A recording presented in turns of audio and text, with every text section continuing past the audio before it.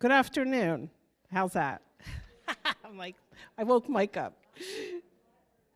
Welcome to our very first combined town hall. How about that? I never saw so many people in here. That's awesome, right? So welcome to everybody that's here in person. Welcome to everybody that's on our Zoom. And welcome to everyone that's viewing through our YouTube streaming. I just want to start out with a couple friendly reminders. Please remember to hold all questions until the end. We're going to have some time for question and answer. And if you do have questions or comments, make sure they're pertinent to the whole community as a whole. If you have anything that is something that's an issue that you have as an individual, let us know in the wellness office, and we can make sure that you get a meeting or a conversation with somebody that can help you with whatever that issue is. And if it's not something we can help you with, we'll hook you up with the right person. So today we're going to get started with an invocation. We're Tracy Robinson. Here, he's right here to my right. Welcome, Tracy. I was standing in the back there. I was about to run in like a star or something. So I said, no, I'm not going to make a big show, so I went around. So they gave me 5 minutes, though. I think this is only going to last maybe half a minute. So I'm going to make a proposal for the meeting that we have a sunroof opening because we're losing all that bright sun that we need so much, all the vitamin D, right? Let's give it a clap. We need the vitamin D. The Creator is trying to take care of us, and we keep putting on this roof. I don't know. So let us pray. Dear Creator and Sustainer, I thank you for everyone gathered here today and those who will be online. Thank you for knowing each of us by name and that you're willing to walk beside us in our daily journey through life. We know that we can depend on you and that we can put our trust in you. As we surrender ourselves to your guidance, we ask that you will inspire our hearts today. I pray that we'll have productive meeting today. I pray that we will be able to share what is needed, that we will consciously and purposefully come up with the best possible and morally right solution that will benefit all members of this community. Help us all to be efficient in handling those things. Come fill our lives with your love. Fill our conversations with your grace and truth. Fill this meeting with your presence. We ask this in your powerful name. Amen. Play ball. I'm sorry. I do that with the kids, so I do it here too.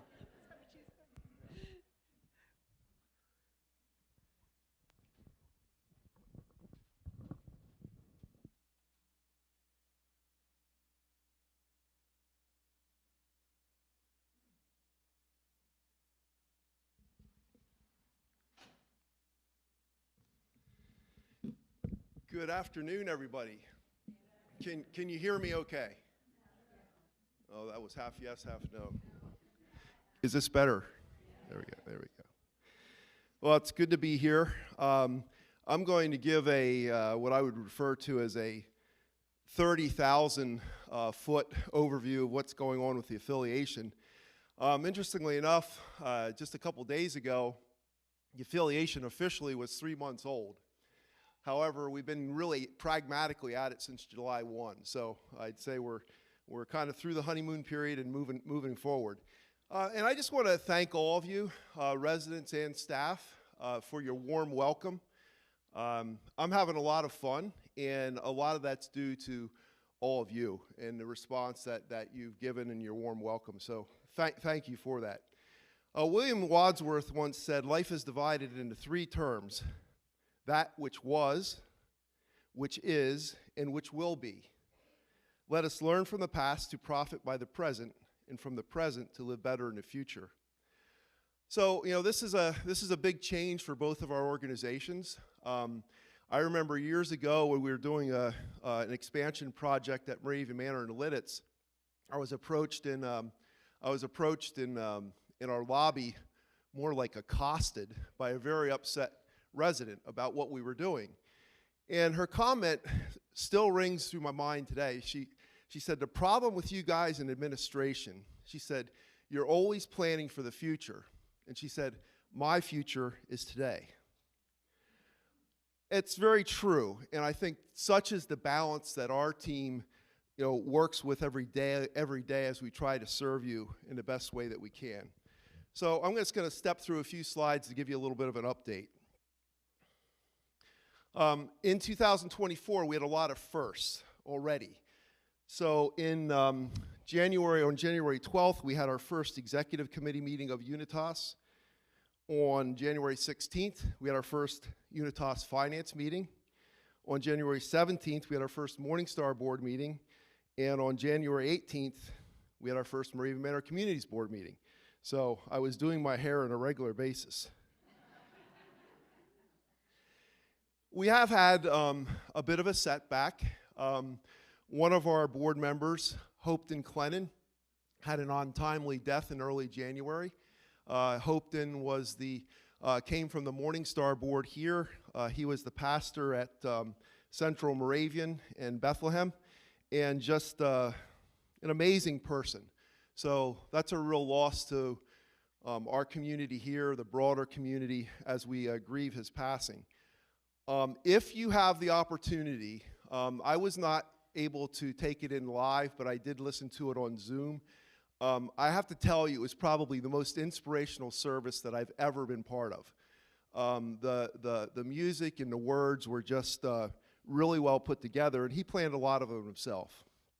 One thing that caught my attention was his daughter when she talked. She said her dad told her years earlier that if you're the same person at age 35 as you were when you were 25, you've wasted 10 years of your life. I think there's a lot of truth in that, no matter what age we are. And I also think that it also applies to organizational life and health as well. So with that, again, I think if you have the opportunity to listen to that video, that YouTube, you'll find it very inspirational. On the slide here, I just have a few of our board slates. So the Unitas board is formed with, initially formed with 5 members from the Morningstar board, 5 members from the Moravian Manor Communities board, the Eastern District president, and the 2 appointees by the Eastern District. So you'll see at Morningstar, unfortunately, from their 5 representatives, Hopeton Clennon was one of those appointees. So we will have a slot to fill there, a gap, big shoes to fill. Chris Brown, who was the chair of the Morningstar board, is the new chair of the Unitas board as well.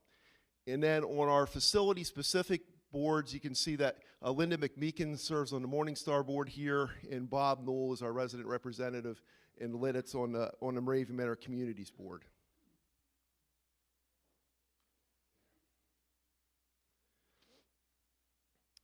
At our executive committee meeting on January 12th, just a lot of shopkeeping items. Interesting that little things you don't think of. Everybody comes onto the board at the same time, new board. Well, terms have to be staggered because you don't want them all going off at the same time. So staggered terms were established. The executive committee also decided to enlist a search for a facilitator for, I'm going to use the term strategic visioning for Unitas. What do we want to be in 10 years? What does that look like? And it's not a traditional strategic planning session, but more of a visioning session, with the full board. The other thing that they requested was that our senior leadership team, which would be Sue Capp, Chris Hunt, and Bryn Lee from Morningstar, and myself, and Cindy Meyer coming from Moravian Manor Communities would be all present at the full Unitas board meetings for input, and just so they're getting, what do I want to say, the full story. Not that I'm going to make up stuff, but at the same time, we all come with our vision and our bias, and having more people there can protect against that. And I thought that was a wise move on their part. At our second board meeting, Sue Capp did a nice job giving an operational update. reviewing census, the entrance fee revenue from 2023, strategic plan review. Chris Hunt gave updates on the both board meetings, the financial updates. Cindy Meyer, I have a couple slides in here just showing you a little bit of what's going on in the Lidditz campus. So this is the first year, 2023, that we've broken no new ground. So that was no new building in 2023 was a new experience for us after 6-7 years of building. However, we still do have, we have another building. So this is the Warwick Woodlands campus. And is there a pointer on this? There we go. So we have all the 172 carriage homes are built. The Woods apartment building is built. And we're looking to build this one right here. And that will be a 3-stage project. This is just an external view of the current building. We'll try to match that architecture in the next building as well. It's a beautiful building. This is an Owl's Nest restaurant. Encourage as many of you can to get the Lidditz as you can, because it's fun to see that camaraderie build both with our residents and our staff.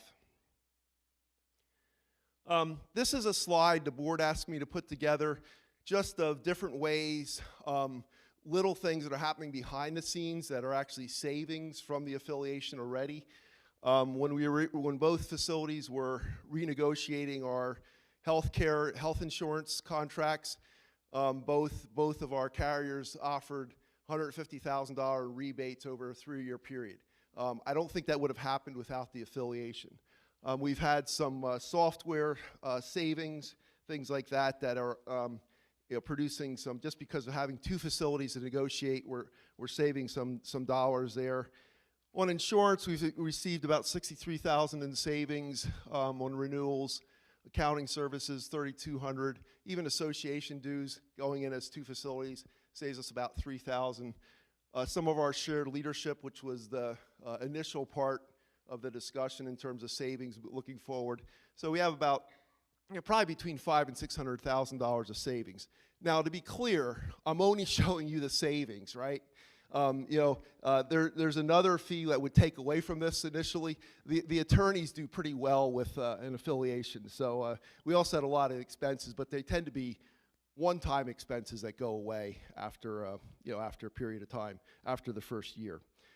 I think the part I'd like to leave you with is the sharing and collaboration of ideas. The woodshop guys in Lidditz are sending stuff up here to sell in the gift shop. We've had business office staff from here head down to Lidditz. One day there was a worker down there, and at the end of the day, she was all excited because she had spent a day with our biller, and both of them had shared an idea the other one didn't know you could do. So both ways, fairly significant time savings. So it's fun to see that team spirit develop, and I think the chemistry out of the gate, I couldn't ask for anything more. And thank you for your openness to change. Change is not easy.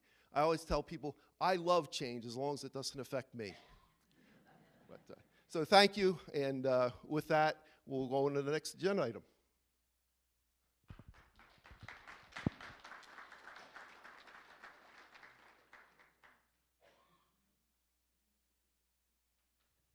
Next up, we have Doreen. She's going to give us the update from Community Fund and Engagement. Hi, how are we doing today? Good? All right. So I have a few things to go over for you. The first thing I'm going to go over is probably the most important, our Moravian Mile. It was originally called the Mindful Mile last year. Hang on, let me get us back to where we need to be. We have this a little backwards. Oh, here we go. Hang on. There we go. So it's the Moravian Mile. It's at least 5 miles in 7 days. So what constitutes 7 days? Sunday to Saturday. So this week started on Sunday, February 4th, and it goes to Saturday, February 10th. You can walk more than 5 miles. That's the minimum. Okay, so let me show you a picture of our card. And we've all seen this last year, right? Most of us have. So the first line, you're going to put your start time, your end time, your date, and how far you went. Okay, now I'm going to tell you, we have a little bit of a challenge going on, a little friendly competition. As Mr. Swartley was just mentioning, teamwork, right? We're all about teamwork, even though we're the best team. We have a little friendly competition going on with Moravian Manor. So I invite all of our walkers, and I know they're all here today, and then some online, to grab those cards and start walking. So our Moravian Mile is walker-friendly, cane-friendly. You do not have to use the stairs. You can use the elevators if you're walking in here. We also have outdoor maps, and I'll show you them in a minute. You can pick up the cards in the Good Spirits Cafe, at the table outside of our wellness office, or at my table outside the aerobic room, which I invite you, if you're going to pick up a card, come on in and take a class. And also for our Heritage Village folks, they're on the activity counter right in the game room with maps to go with it, if that's where you want to walk. Let's see, you can get your completed card signed by myself, by Miss Joan Wickel, by our wellness team, by Diane, or Krista. Okay, so there's always somebody here to get your card signed with. Now, to be eligible for our $25 giant gift card, which we're gonna raffle off every 30 days, that's why you need 5 miles on a card. That tells me the card is eligible to go into that drawing. If you walk more, that's okay. If you walk less, that's okay, because we have to track it. I'm going to tell you why in a few seconds. But if you walk more, just put that on your card. We'll sign it. We'll pop it in the drawing. If it's 10 miles, say you do 10 miles in 7 days, do 2 cards for me. That's 2 chances for the gift card. The other reason why you need that 5 miles is because our friends in culinary are going to give you a treat. You present that card, signed 5 miles, they're going to give you a little treat. Okay? Let's see. Each participant, like I said, has a chance to win your $25 gift card. Enter as many times as you like. And how do you do that? Right? By walking your 5 miles. And we go from February 1st to April 30th. So again, put your start time, your end time, your distance, and your date. Be sure to put your name on it. You're going to do all that work. If you don't have your name on it, I don't know who ended up getting that card done for. Your extension, and then we'll sign it. So this is our Moravian map. It starts at the Good Spirits Cafe. We end at the wellness office, which is great because then you can take it right in and the gals will be more than happy to sign off on it if it's at 5 miles or more. Here's our outdoor campus map. So this is twice around. You're going to start at the admin entrance. Do we all know where that is? That's by Dawn's desk. You walk outside. You're going to come right along the apartments, right by the hub, up through Colonial, up the hill, along the sidewalk, back down. Twice. Gives you a little over a mile. Okay. And here's our Heritage Village map. So if you start at the Cooper Center and you go to the 3rd house from the end, that's a 1/4 mile. If you take that across the street, down around the loop, that's another 1/4. And midway to where the metal gate is, that's another 1/4. Now, we have some construction going on back there, so please feel free to turn around. And if you want to finish your mile that way, you can. Here's the good news. Last year, we were only stuck to these 3 maps. We're not this year. This year, if you have a wearable, if you can put that on your phone tracker or any other walking kind of step tracking program, perfect, or treadmills. And how many of us are in the adventure club, adventure walking? That counts now too. Make sure you're putting that down. Ha ha. So we had a little friendly challenge before. they think they're going to beat us. Yes, they do. We're better, right? We got hikers. We got wearables. We got the whole thing. We're going to do this, right? Hang on a second. Okay, the guy who runs the place is here, and from the other place. Ready? 1, 2, 3. We're going to do this, right? There you go. Okay. Oh, you scared me there, guys. So, all right. Now I have to go on to some other stuff for you. All righty. As we know, Joan's not here, and Krista couldn't make it today either. So when I was awarded Employee of the Month, I was like, yeah. And here I am. I'm the last man standing. I feel like the Jimmy Buffett song. What people will do for a close parking space, okay? Here we go. So we're going to talk a little bit about the online registration. All right, Heritage Village, you're up first. So, all right, we have some photos here. So, sync to your calendar. This now can be done, all right? Here are the steps. You're going to go to your settings in the app. You're going to select exports. See that right there? Okay. That will now sync everything to your calendar. Non-registered activities will show an add to calendar button. Okay. Now, for the registered activities, that will show up when you register for them. Okay, so don't get excited if you don't see it right away.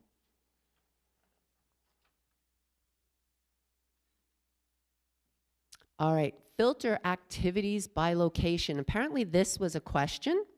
So, because we have so many locations, Courts Hall, Rose Inn, all the restaurants, that list would kind of be unmanageable. So everything is done by the levels of care, and we cannot do by location, okay? So what can you do to find an activity? You're gonna click on your activity, okay? And then on the top of it, you're gonna see a little filter. You're gonna click on that filter, then you can customize. That's how you're gonna find your activity, okay? So, username and first initial. There's no spaces, all lowercase, just like that, okay? Your password, MHS, 4-digit phone number, okay? HV is your house address preceded by 0, all right? I know we had a little quirk with independence. If you want to change that information, we can do so, okay? So everybody's on the same page. All right, the registration screen. So some things might be a bit confusing, but just know some things are driven by Touchtown, and we can't change that, okay? So just keep that in mind. So it was discussed, the confusion with the comment box and the question of if you will be registering another person, and then yes or no. That screen cannot be changed, all right? Notification of registration for an upcoming event. You will get a notification 24 hours before your event.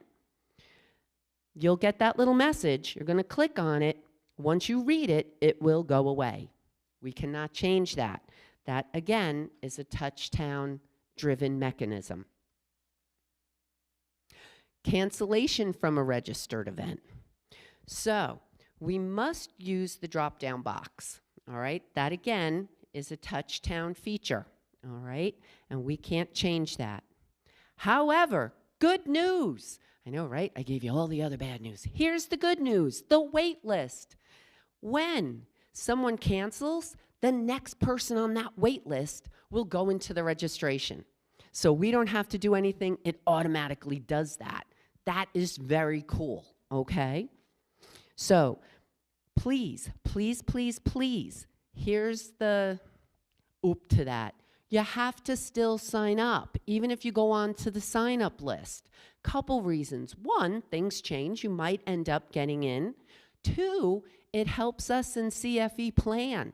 If we don't see that wait list, we don't know we got people out there. So please, please, please, please sign up on that wait list.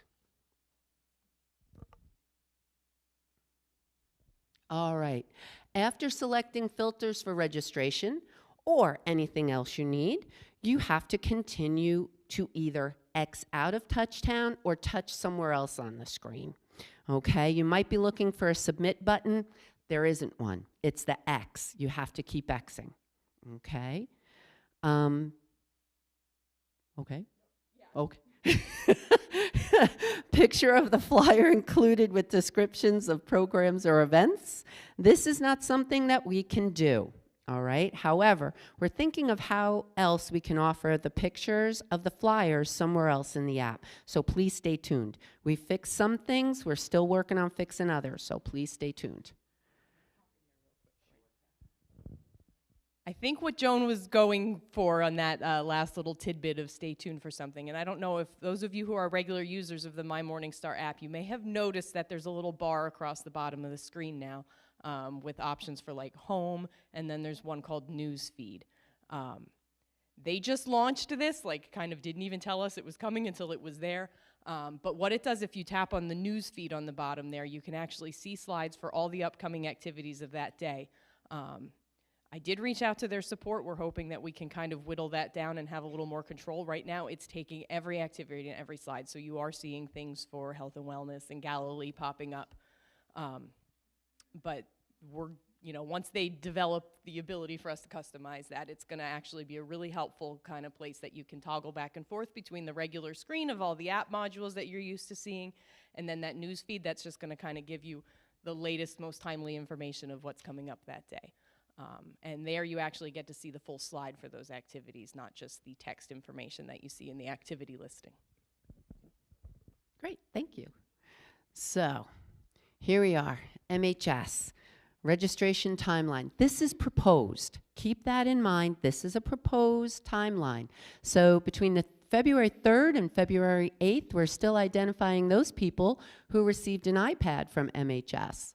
We're also identifying resident trainers from MHS. And we're identifying those HV trainers, hopefully that can help the MHS trainers train the residents here. So today I'm reporting out, right, about the status, about our updates and our online registration, and ta-da-da-da, wait for it, the announcement for MHS to start doing it too. It's gonna be great. So, oh, it will. Good Lord, I got more of that than I did. Yeah, let's go walk, come on. So here we go. All right, we're gonna confirm a location for a kiosk to be available for signups here at MHS. So if you don't have a device that can do that, there will be one. We're working on a central location, not only where it's central, but where someone might be able to help you, okay? We're creating dates and times for training of the MHS teachers and trainers, all right, staff trainers to be able to help you. And during this time, we are setting up our March CFE calendar training for the residents. It's going to be one a week, okay? So from February 16th to the 29th, training for the trainers will begin. And from March 1st to March 31st, training for the residents for the online registration will begin. Okay, so we are hoping to go live in April. Now, don't worry about the March. March is still up on paper in the activity hallway, okay? It's only the April activities that will be online registration, okay? So you still have the ability to sign up for March activities in the hallway. April activities, again, will be on the app. You will still see the flyers in our usual places. You can call any one of us to help you sign up. Any one of the staff, not a problem. We will make it as easy as possible for you, so not to worry. So to keep this fair, Joan did want me to make one more statement, which was to keep it fair and to make everyone aware and give you an equal opportunity, we will be sending out on the app messages about what's coming up. Okay? Registration opens 1 month before the date of the event. So Joan gave me an example. If you open your app today, you're going to see Joan put up 3 of the high school plays. But you can't sign up for them, but you know they're coming, which is great because when it does open, now you can sign up for it. You've already got a heads up. Okay? And I do believe that's all I have. And don't forget to walk. We got to win. I need bragging rights.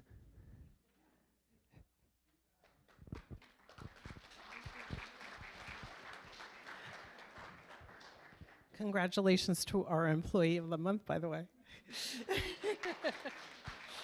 Next up is Lori Schaefer.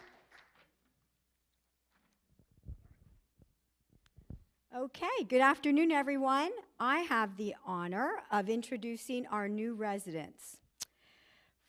These would be residents who moved in since November, and we're going to start with who moved in from Heritage Village. We had Neil Ruggiero. I don't believe Neil is here. He moved into his home at 347 Constitution Circle on November the 8th. He moved here from the Macungie area. We also from Heritage Village, we have John and Susan Marshall. They weren't able to join us, but I know Susan is joining us via Zoom, so we say hello to Susan. They moved into their home at 343 Constitution Circle on November the 13th, and they moved here from the Cherryville area. And then from Moravian Hall Square, we had Bruce and Judy Elsner. They moved into their home, apartment 219, on December the 5th. They moved here from the Kintnersville area. I think that's near Doylestown or Quakertown, in that neck of the woods. So we welcome them, welcome all of them, and we hope you'll make an effort to get to know them and make them feel welcomed. Thank you.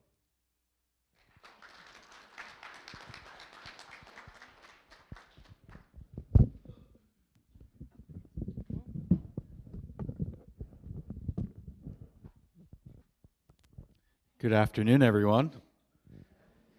So Mike and I are going to just share some campus updates that are pertaining to Heritage Village and Moravian Hall Square. I know we sent out an email to Heritage Village residents and in the Hall Circular about providing complimentary car transportation between the 2 campuses. Did everyone see that? So I'm just reminding you that this started on February the 5th, and this program will be continually evaluated on a basis of usage and the amount of activity that the transportation schedule can accommodate. So we have a transportation coordinator here. Her name is Mary Whistler, she's here on campus Monday through Friday from 9 a.m. to 2 p.m.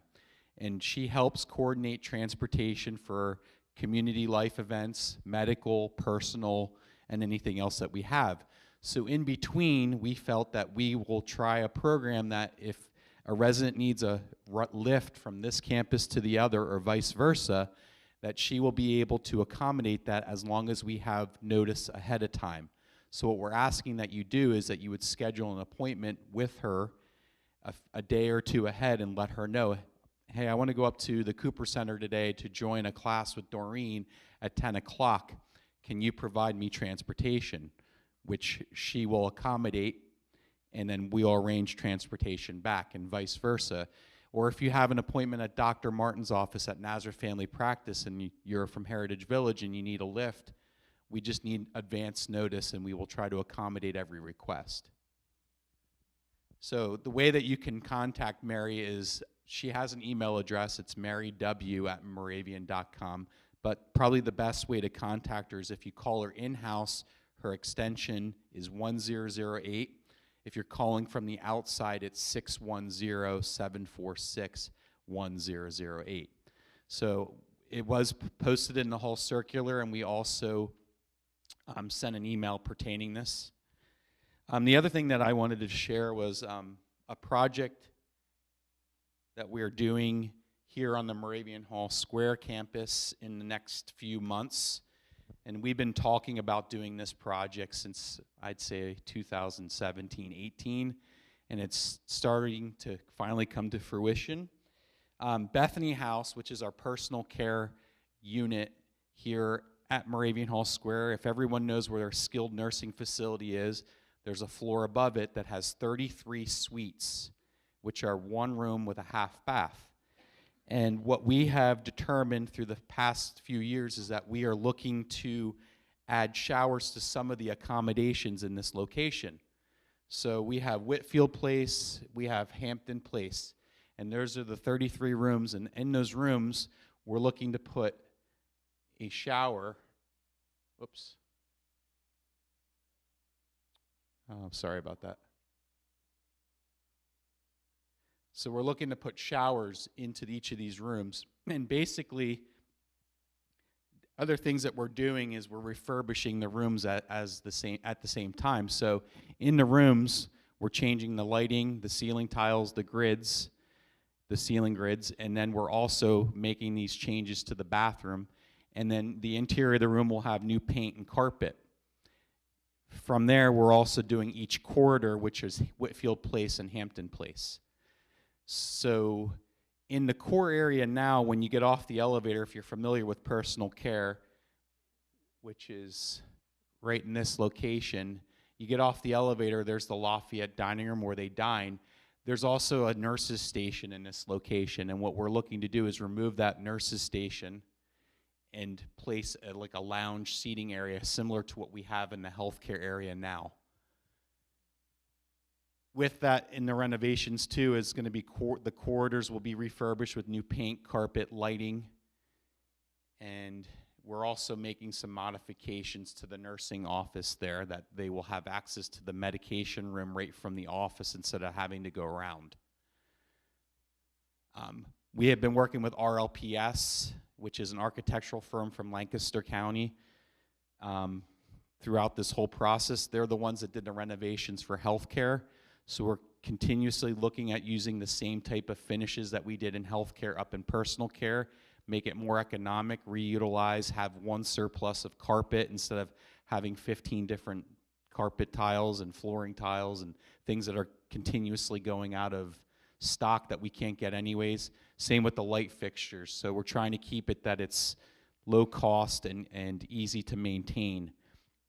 The company that we have doing the construction is called CMG of Easton. They were here for the project that we did for the administration roof system that failed a few years back. They also did the refurbishment of the commons area. They helped us enhance the pleasure gardens, put on the handicap spot here up at the Barony Hall entrance. And they also were at Heritage Village, and they helped construct the maintenance barn. So we've developed a relationship with them. The gentleman that we utilize there, his name is Harley. You may have met him through the years of being here. Very good and easy to work with. So I think we are going in the right direction with that. Michael, do you have anything that you'd like to add? No, I'm good. Yeah, thank you. So I wanted to provide a couple of updates for Heritage Village specifically. A couple of questions that came through prior to today's town hall was on the Peachtree Pub and the dining plan and program that was happening over there. So currently they're working on some new programming and menus and working with an ambassadors group specifically over at Heritage Village. So they're in the process of putting all that together to then sit down with the ambassadors group again and then almost do another relaunch with new menus and programs that they're going to offer for this coming year. What I will say is that they have made some good improvements and changes over the past 3 months. They've been kind of getting their feet wet on a couple of things with our traditional Thursday night pub nights that they've been doing, getting good feedback from anybody who has dined there on what's going well and what changes might need to be applied to make it more,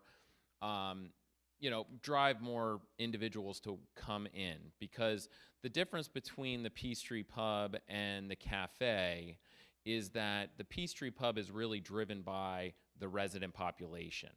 You don't have individuals coming from other areas, visiting, groups coming in from the outside over at Heritage Village in the Cooper Center the way you do here at the cafe. So they have to base their programs a little bit different than they are here. The other thing that they just introduced, and it was hugely successful, was a Sunday brunch that they ran in January, and they'll be doing that once a month. Instead of dining in the pub dining area that we created in the renovation project, they actually set it up in the barn, which just created this really enjoyable, light and airy, a lot of room to move around. They had food sitting out that was more of a buffet style that you could get, and then they were taking orders at the table for the entrees in the back. So I urge everyone here, because it's not just set up for residents who are living at Heritage Village, it's anybody who's living here as well. Same thing for them coming over and utilizing the cafe and the Rose Inn room. So it's definitely something that can be cross-utilized on both campuses, and is going to be urged and encouraged for you to do that, because it's a really good experience that we think that everyone would have here. Going into all of these activities, we're working together with a lot of resident groups and committees over at Heritage Village to get more information on the app, so that you have more information at your fingertips on different activities outside of any of the classes that are being run specifically by Doreen and the fitness team. This includes reoccurring groups, meeting activities that are resident driven. So we're trying to get that information out there in an area that you have access to at all times as well. In the Cooper Center, we're kind of doing some of the same things that were done over here. We put in an iPad in their game room that has it set up similar to how it is over here in the hallway when you're coming down the main corridor. So you could go in and look at activities and things that are happening on both campuses, and that will hopefully become our central location for signing up if you don't have your own device with you.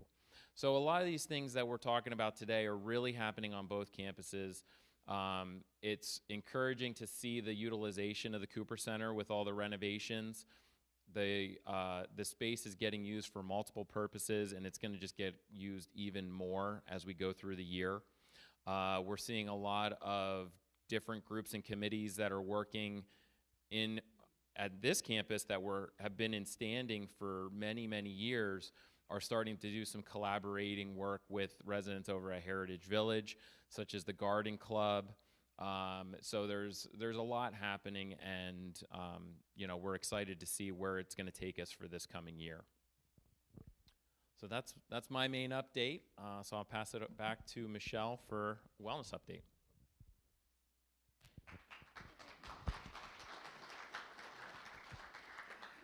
So the retired nurses group asked me to remind everyone, it's a good time of year to take a look at your emergency packets.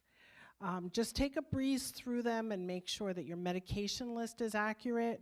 If you've had any changes in dosing, anything added, anything discontinued, let us know, and we can print out an updated list and have you replace it.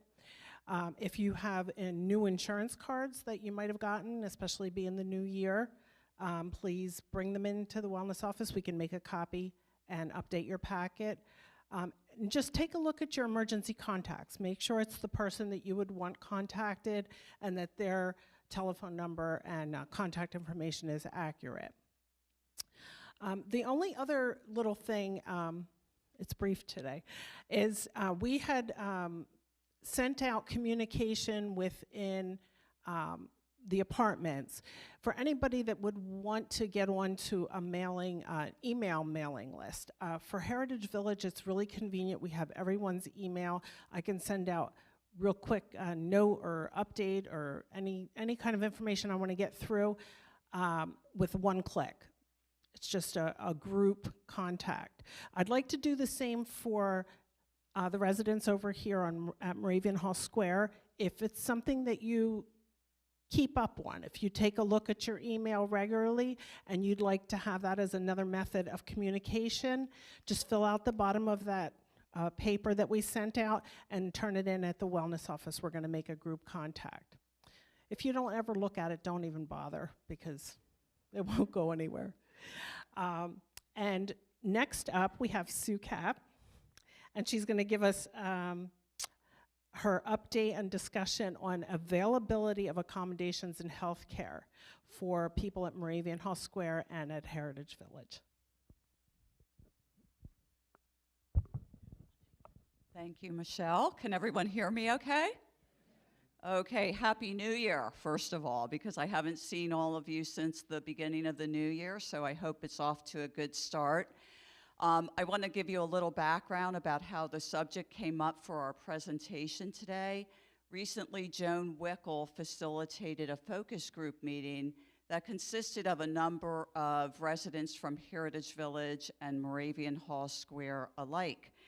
And basically, at that meeting, one of the topics that came up was the availability of accommodations at Moravian Hall Square, with now the combined populations of residents at Moravian Hall Square and Heritage Village.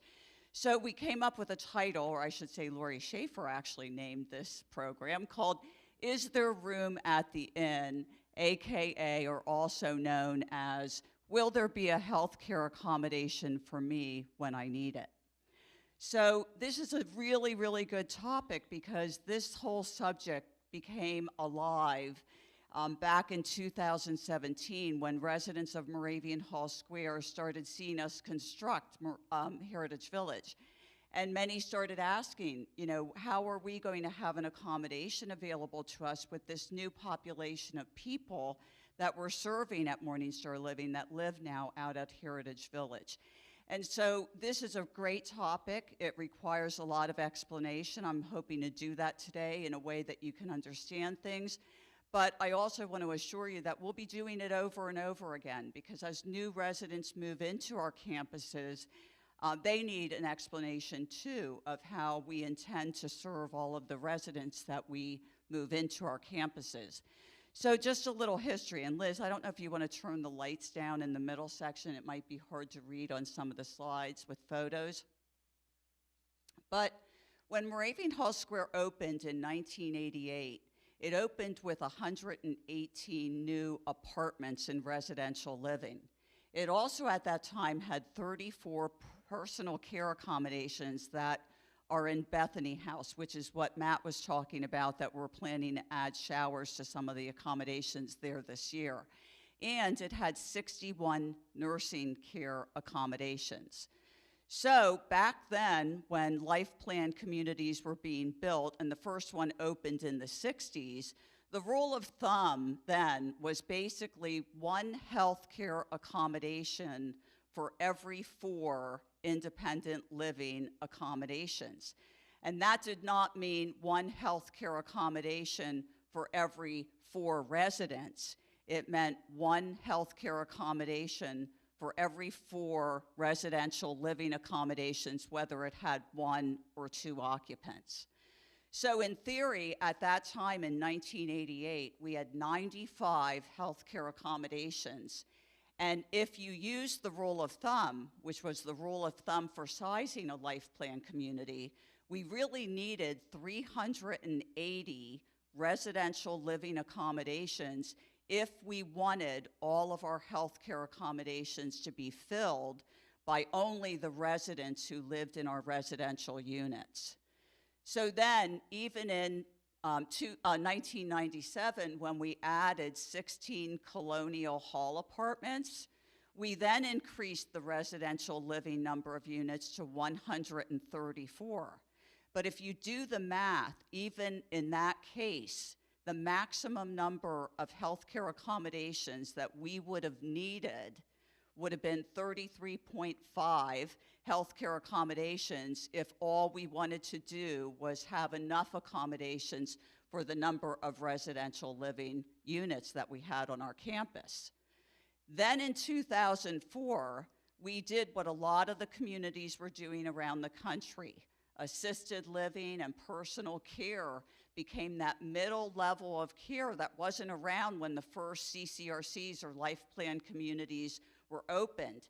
Literally, communities were built with residential living and skilled care, but in the late 80s and then through the 2000s, the level of care we refer to as personal care, assisted living, and memory supportive care came on so that residents who didn't necessarily need skilled care, which is 24/7 care, to be able to accommodate changing healthcare needs, it became a level of care where residents could transition to. So that rule of thumb, the 1 to 4, 1 healthcare accommodation to 4 residential living units, is realistically today not even as accurate as 1 healthcare accommodation per every 10 residential living accommodations. And I say that because as you think about it, residents are no longer just going from residential living to skilled nursing care. They're, number one, being helped to be aging in place with home care services so that they can stay in their residential living apartments. And those that transition most often transition to personal care, assisted living, or memory support care. So in 2004, we literally added 53 additional healthcare accommodations to this campus. You know, Galilee House offers 25 private accommodations, and then Morningstar Hall offers 28 assisted living, or we call it or refer to it as residential supportive living accommodations. And also, you probably know that we added Laurel Place, which really didn't add or increase our number of skilled beds, but what it did do was it enabled us to literally create private accommodations in Applewood, which is one of the nursing care neighborhoods. We added, consolidated and created single accommodations in Primrose. And then, of course, we had a number of additional private accommodations in Laurel Place that we added new in 2004. But it still enabled us to stay at the 61 licensed skilled care facilities that we had on the campus originally. So in 2004, we literally had 134 residential living accommodations and 147 healthcare accommodations. So now we have even more healthcare accommodations than what we could even conceivably keep occupied with the number of residential living residents that we had. And that's why we do short-term rehab at Moravian Hall Square. We also do direct admits into personal care in Bethany House and Morningstar Hall and in Galilee House because we have to be able to keep the occupancy in all of these levels of care as high as possible. Just to give you some point of view, and this only speaks to skilled nursing, the cost of 1 bed that is not occupied in our community is $528 a day, and that's per bed, and does not include any of the unoccupied personal care or memory support care accommodations. That 1 bed being unoccupied is the equivalent of over $192,000 per bed per year. So when you look at the rehab that we're doing at this community, we're doing it basically to be able to be sustained financially. We can't possibly operate a life plan community, nor could any other community, without keeping our eye on occupancy and keeping high levels of occupancy in every style of living. So I had the business office put this chart together just to give you an idea of what happened in 2023, which is really indicative of all the years that we're operating with this high number of healthcare accommodations compared to the number of residential living accommodations. And in 2023, our own residential living residents use 25% of our skilled accommodations. And this doesn't even include personal care or memory support care. This is just skilled care. 75% of our skilled rehab accommodations were occupied by non-resident patients that were coming in and going out of short-term rehab at Moravian Hall Square. So when you think about 75% of our accommodations in skilled care being used by non-residents, had we not occupied them with them, we would have had a loss of over $8 million just in skilled nursing. So basically, in 2014, even when we added, as you'll remember, we were planning to build Heritage Village. We built a townstone building on this campus. We sold out of that townstone model for a number of years, but we added 4 units and then we built 2 twin cottages on this campus. Even at that point in 2014, we started to actually decrease the number of residential living accommodations. And the reason why we did that is because we found in sales and marketing that we needed to combine more and more apartments here to make them larger to be relevant for people who were moving in. At one time, a lot of people that moved here were only interested in a small accommodation, like a studio apartment or a 1-bedroom. Today, nobody really is interested in studio apartments. We even struggle sometimes with 1-bedroom apartments. So we've been making a concerted effort to combine apartments, which of course reduces the overall number of residential living accommodations. This is why we built Heritage Village. We would have loved to build more residential living units on this campus, but we don't have enough contiguous properties that we could add an appropriate number of residential living units to be able to make it possible to use our accommodations for more and more of our own residential living residents over the years. So as you can see, basically starting in phase 1, we added 19 homes, 27 in phase 2, 19 in phase 3, 21 in phase 4, 21 in phase 5, and our last phase will have 19 homes.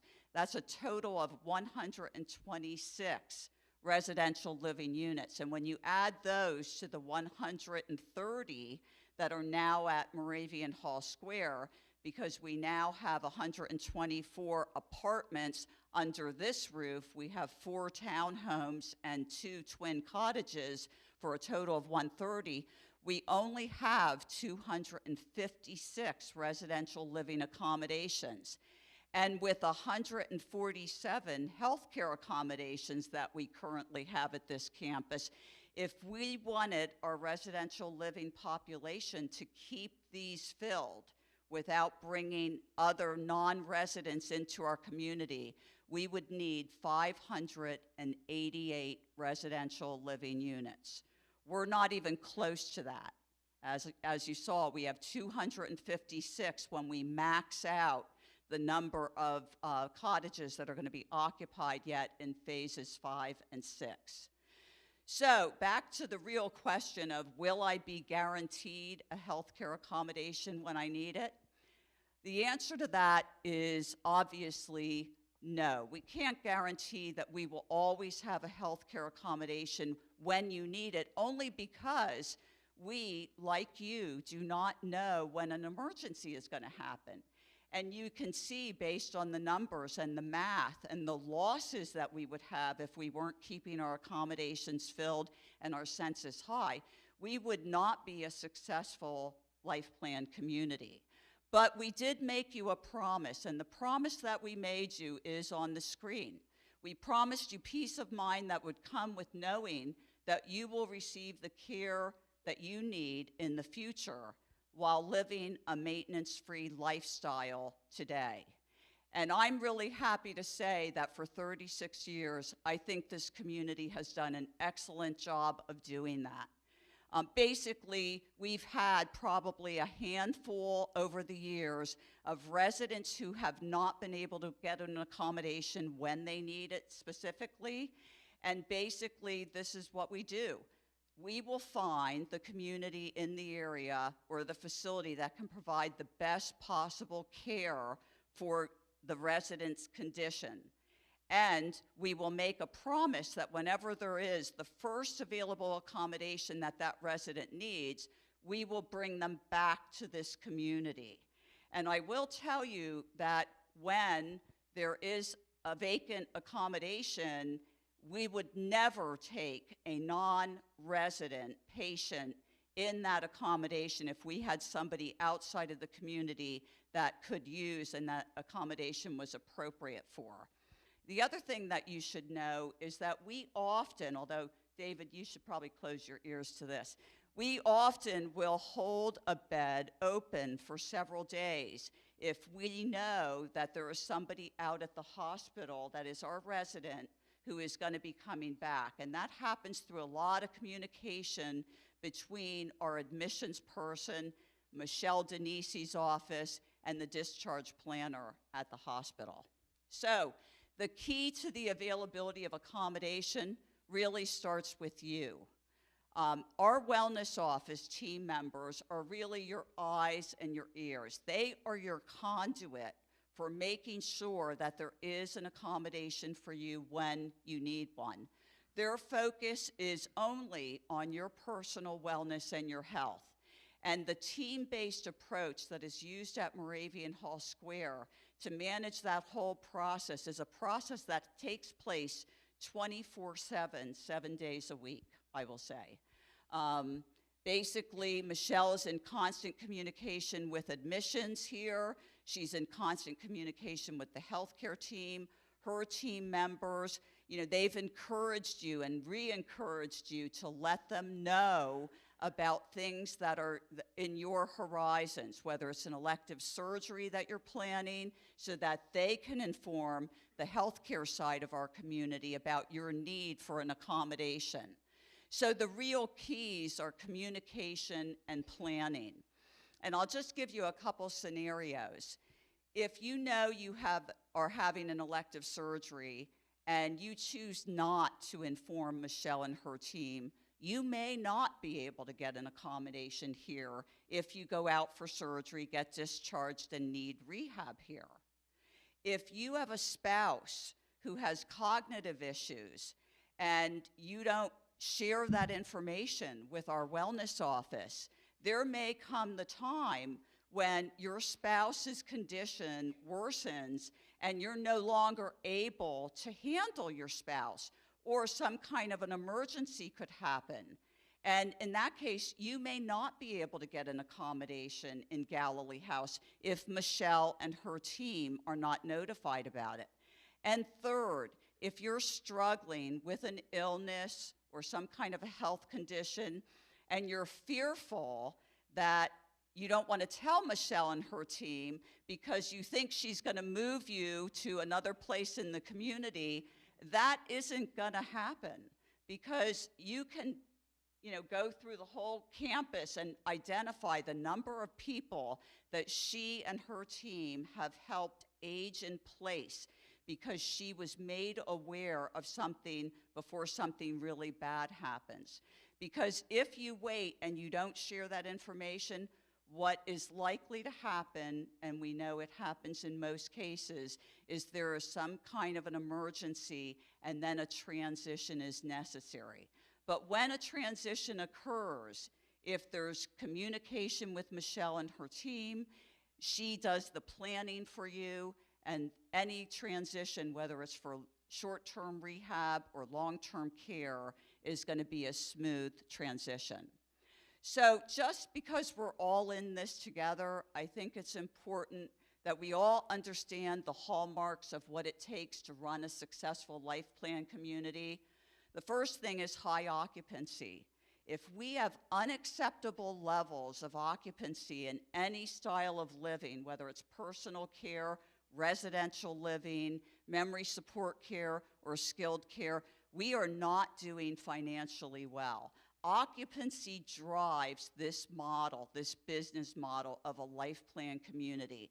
It is important. Every single person on the staff here, every single day is working towards census and keeping census at as best as we can.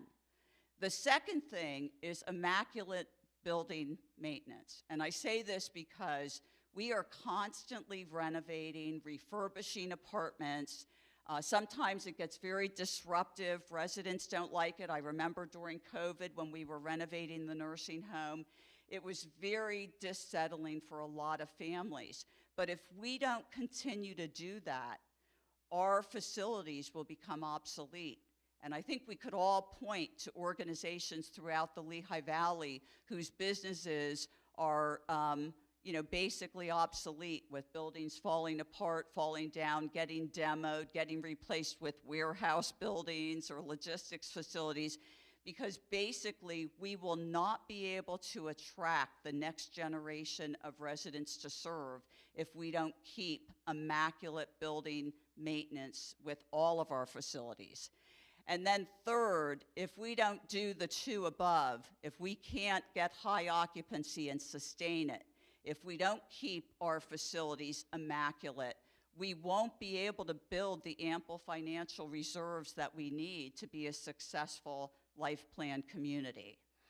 But more than anything, your satisfaction is really the most important. You're the people that we serve. You're the judge of how we do at serving you.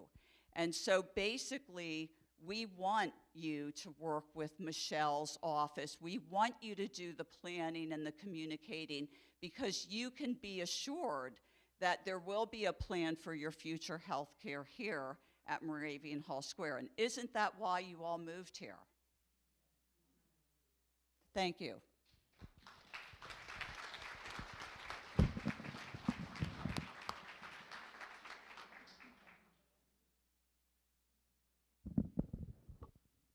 Thank you, Sue. And I just have to emphasize, Sue said it, but I have to emphasize, our office and the wellness team might be at the hub of that, but we couldn't do it without the whole team. It takes a village to help everyone, so I just want to acknowledge that. They deserve it. So now we have a few minutes we can open up for questions.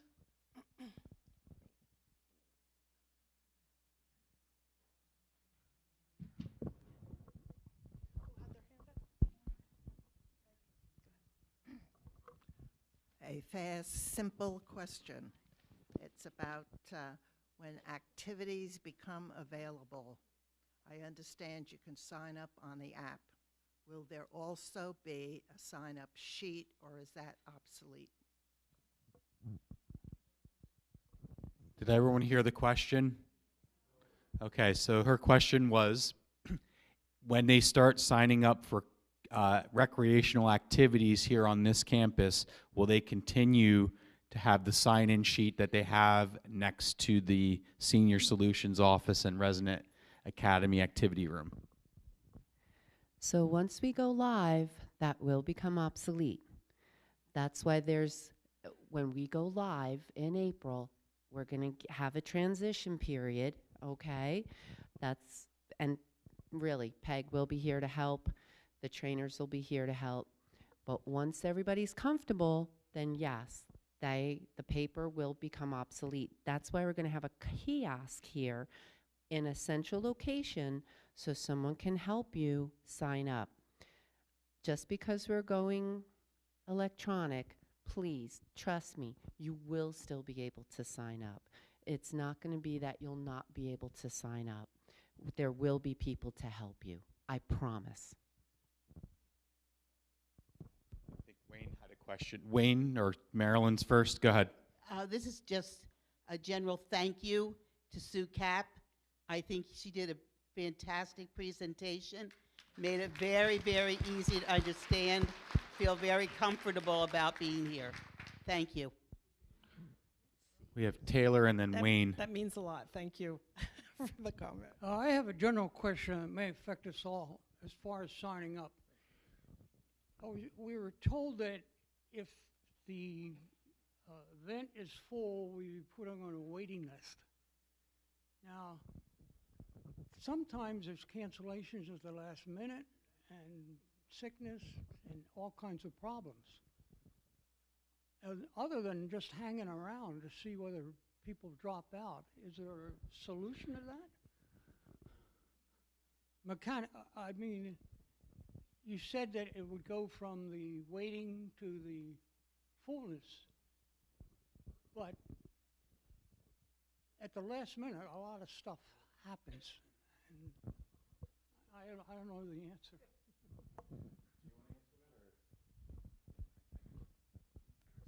So it will be online. That might happen. You bring up a very good point. You will get notification. You will be put on to the registration. That's going to be up to you, Taylor, if you can make it or not. If you can't, that's fine. Just delete yourself out of that, cancel out of that, and then the next person on the list will go up. So, yep, you'll automatically, well, not necessarily. If you have something else planned, you're still on the wait list, someone canceled, you go on to the registration, I can't make it. Okay, then now you cancel. Let the next person come up, and they'll be notified. And then that next person will have their decision, whether they want to stay there or if they want to decline. I had the same question that Peg asked about this new procedure. Personally, I'm not too great about apps and whatever, and I'm sure I speak for a lot of people in here. It's kind of closing out people who are, I'm not say older, than, I mean, I went to a football game recently, a high school football game, and they didn't want to take cash. I had to take a picture of something and then put it on my cell phone so I could get tickets to a high school football game. It's kind of, some of this stuff's a little bit ridiculous to me. So that's my opinion on trying to go on the app for everything. And if I want to go to a high school musical at Northampton High School or someplace, I may not get there because I didn't sign up on an app properly. Thank you. And again, if you didn't, and you're not sure if you did or you didn't, please reach out to us, because we can help. We can double check. We can make sure you're on the list, so that way we make sure you go. Gotta repeat their question. So, and it's all the staff, okay? So you can reach out to Sue, you can reach out to Lori, wellness office. We'll all be trained, so we can help you. Please don't hesitate. If you're interested in some place that you really want to go to and you're not sure how to sign up, especially in the beginning, right? Because it can be scary, I know. So I'm not very techie. I'm a fitness instructor. I can only count to 8 at any time, Peg. I promise you that. So, but if you're having problems, just reach out to any one of us. Losing the touch. There's something about putting your name on a list and it's on the list. You don't have to call anybody, worry about making a mistake, signing up. You're on many people's list. No. Thank you. Audrey, go ahead. Okay. You say that you will get notice that it would be coming up. But there are a lot of people here who don't have smartphones or iPads. They wouldn't know. And if they sign up on paper, how are they going to know?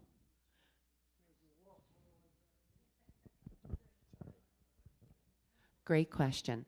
So you don't need a phone or an iPad as long as you have an email address.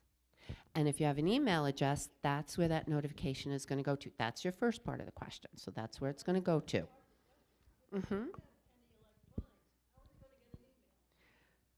So in that case, we're going to, I know there's still some rough spots.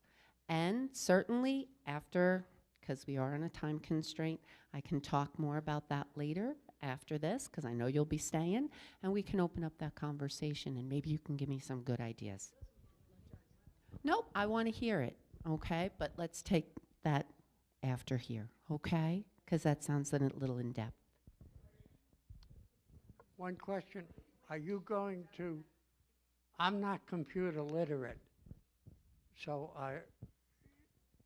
is there a way I can get on a list where someone will come and show me how to? Absolutely. We're going to have a lot of people, some neighbors, Jack, those of us in the wellness office, you stop every day, we're going to help you, okay? We promise.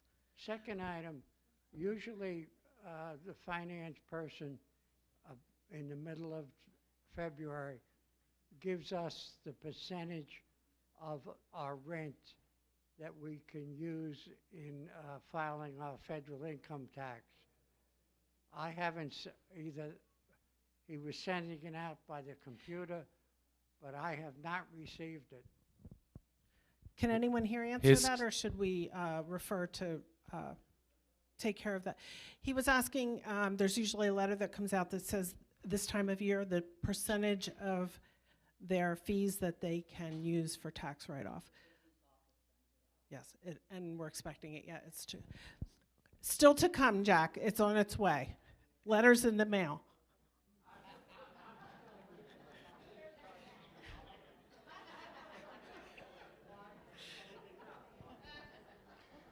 Okay, we have another question over here. I have a question, and it's not a computer question. From what Sue said about the, what was that she was talking about? Oh, about people worrying about being put out of their homes because there wouldn't be enough room or if they were sick, stuff like that. The last issue, you said if something happened and you were in your apartment and you would make sure that things were taken care of. I'm just wondering, can you have someone come into your home and help you, like nursing care or something like that? That's always something I wondered when we moved here. Absolutely. You can have people. She's asking if they wanted to age in place and wanted to bring help in to their accommodation.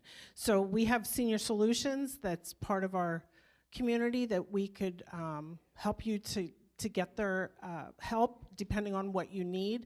But if you would need nursing care, you can hire nurses just so that they are licensed. You know, we would talk about that when the time came. If you called us, we would tell you what you needed to make sure that that happened, okay? We're going to cut off. We have time for like 2 more questions, I think. Do we? So. Do we? Okay. I'll get this last one. This will be the last one back here. If then. a partner is shipped out because of their problem, how does, to another facility, how does the other partner get to that facility? Do you provide transportation to the other facility for the partners here? We would do everything in our power to make sure that you got there. We could help you to arrange transportation through our drivers. We have Senior Solutions people that could be set up to bring you back and forth. So if it ever would happen, you would come to us and we would help you facilitate that, because we would want you to be there. We could worry about that when the time came. How would this affect people going?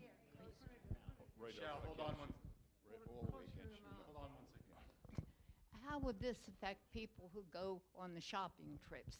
Now, it's so easy now, you just call and say you're going, but if at the last minute you can't go, you just call back and say, I won't be there.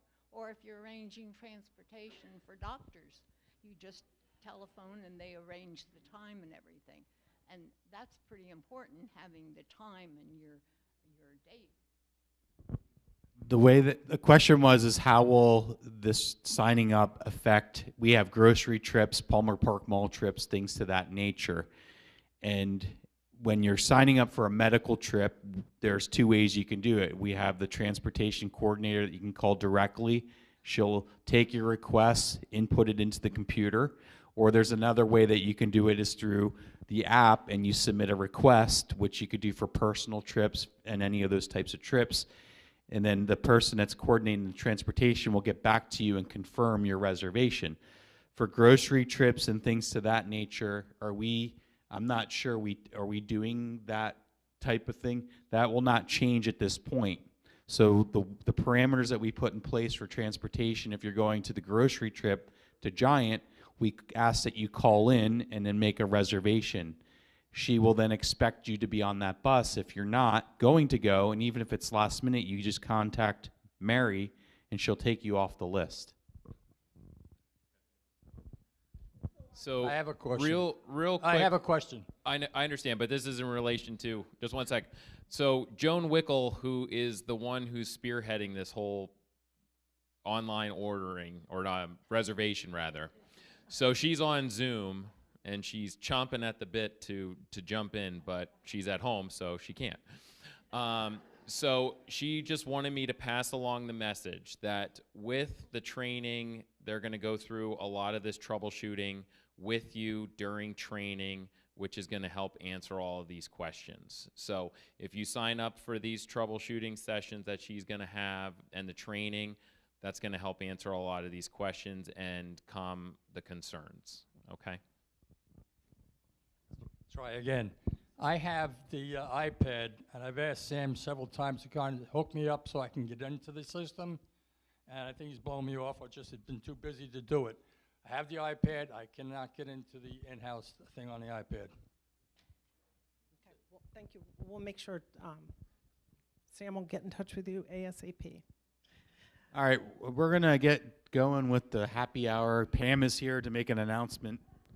So for those of you who are staying for happy hour, the alcoholic bar will be over on this side, and the non-alcoholic drinks and foods will be in the back, but you'll have to give us about 5 to 10 minutes to set up for that.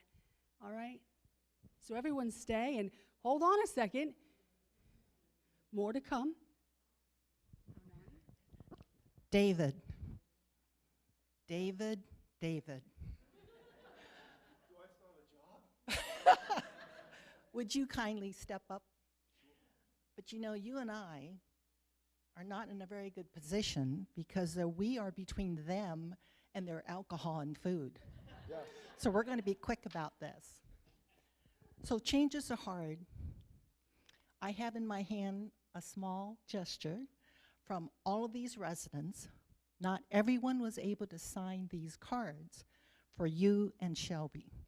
And it's because, yes, it's Valentine's coming up, but it is because you have made significant changes in your life to accommodate our lives.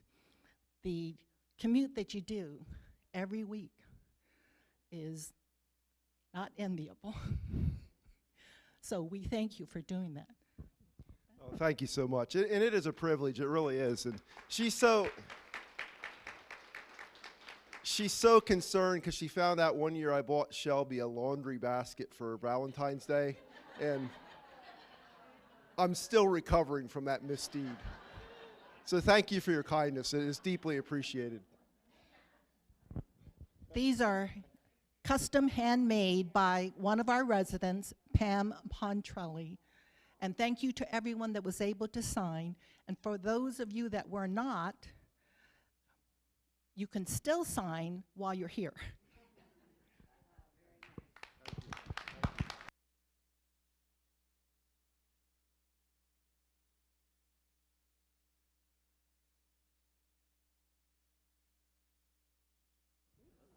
Oh, and I did want to just make a comment. Sue's presentation is one of the better ones I've ever heard. Yeah. Of really putting it together. So,